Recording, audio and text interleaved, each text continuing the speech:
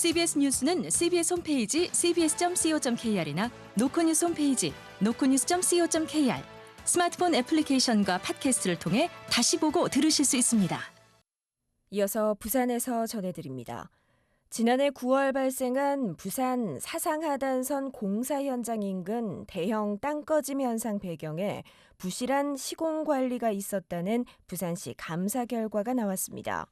지금까지 부산시가 설명해온 이례적 폭우나 물막이판이 아닌 관리 소홀이 원인으로 새롭게 지목돼 파장이 예상됩니다. 보도에 정혜린 기자입니다. 지난해 9월 사상하단선 209 공사 현장에서 대규모 땅꺼짐이 발생했습니다. 부산시는 지난 2월 원인으로 이례적인 폭우와 이를 버티지 못한 물막이판을 제시했고 설계나 시공상의 문제는 없었다고 강조했습니다.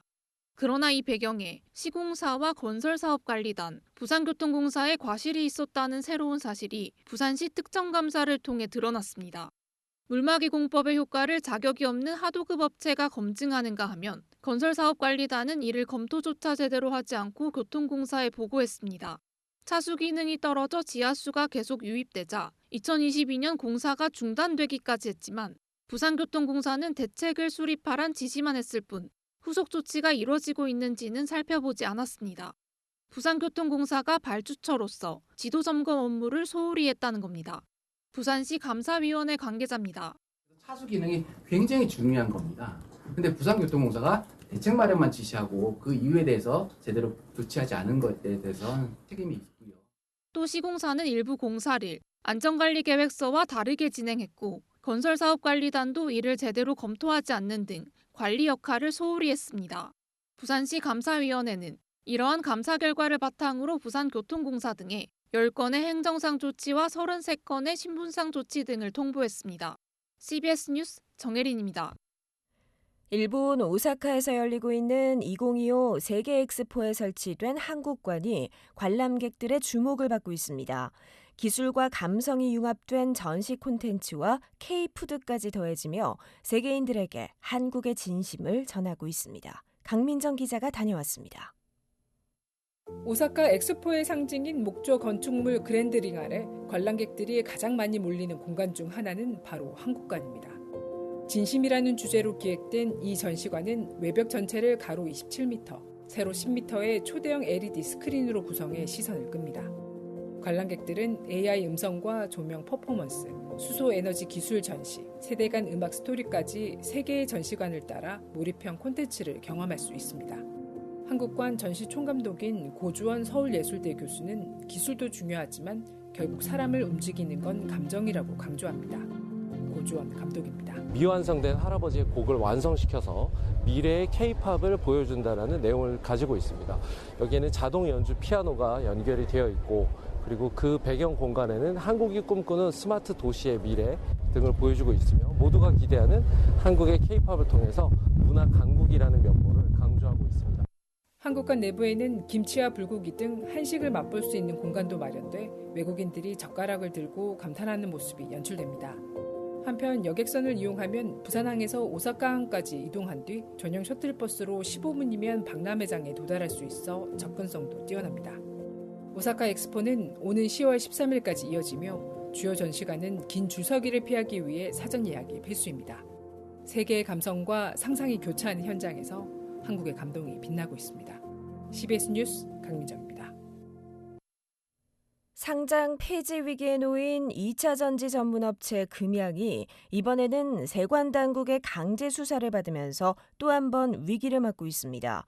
금양 측이 자구 해결책을 잇따라 내놓고 있는 가운데 한국거래소가 금양의 상장 폐지 여부를 다음 달에는 결론 낼 예정이어서 업계가 예의주시하고 있습니다. 김혜경 기자가 보도합니다.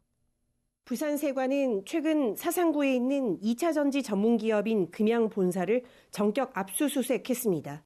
관세당국은 금양이 과거 몽골 리튬 광산에 투자하는 과정에서 정상적인 절차를 거쳤는지, 자금 유용이 있었는지 등을 들여다보고 있습니다.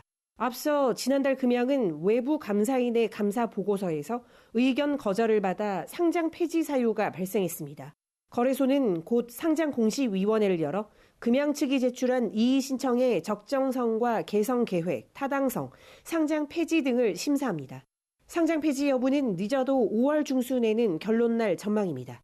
금양 측은 현재 공정률 90%인 기장 공장을 재임대하거나 토지를 매각하는 방식으로 유동성을 확보하겠다는 자구책을 내놓은 상태입니다. 또 독자 기술을 내세워 외국 기관의 투자 유치가 진행 중이라고 설명했습니다.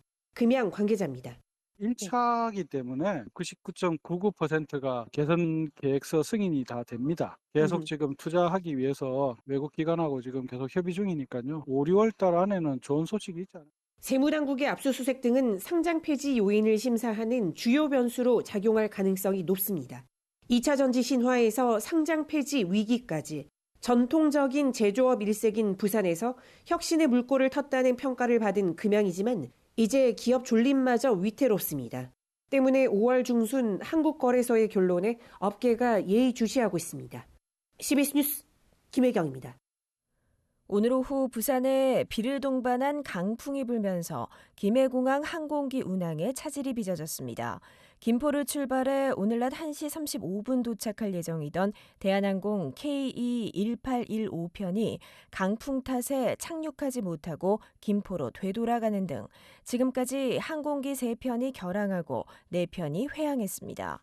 공항 측은 오늘 정오를 기해 내려졌던 강풍주의보를 오후 4시 해제했지만 활주로에 부는 바람 세기에 따라 운항 상황이 변동될 수 있다고 설명했습니다. 한국해양진흥공사가 사무행정과 IT, 총무, 운전 분야 등 정규직 신입사원 15명을 채용합니다. 지원은 다음 달 8일까지 온라인으로 접수하며 NCS 기반의 블라인드 채용 방식이 적용됩니다. 최종 합격자는 8월 11일 발표되고 임용은 같은 달 29일 이루어질 예정입니다. 치매를 앓던 70대 친형을 살해한 60대 남성이 구속됐습니다.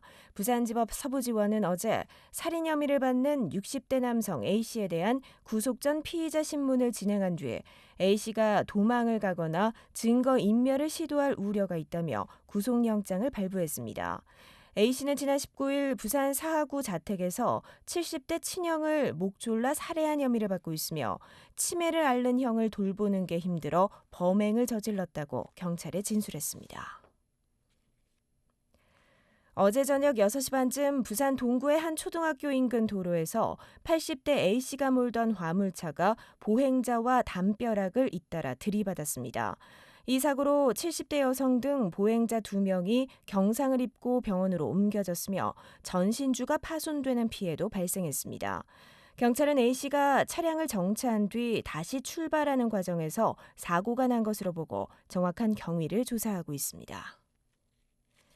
부산경찰청과 부산시 자치경찰위원회는 어제 서명교차로 일대에서 오토바이 등 이륜차 광역 단속을 벌여 모두 103건의 불법 행위를 적발했습니다.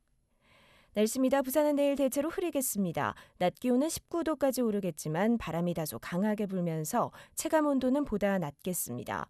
기상청은 해안가를 중심으로 강풍과 함께 높은 물결이 일겠다며 항해나 조업하는 선박은 각별히 유의할 것을 당부했습니다. 부산의 현재 기온은 16도, 습도는 96%입니다. CBS 저녁 종합 뉴스를 마칩니다. 지금까지 진행해 기술 차유진, 기자 김혜민, 아나운서 김장현이었습니다.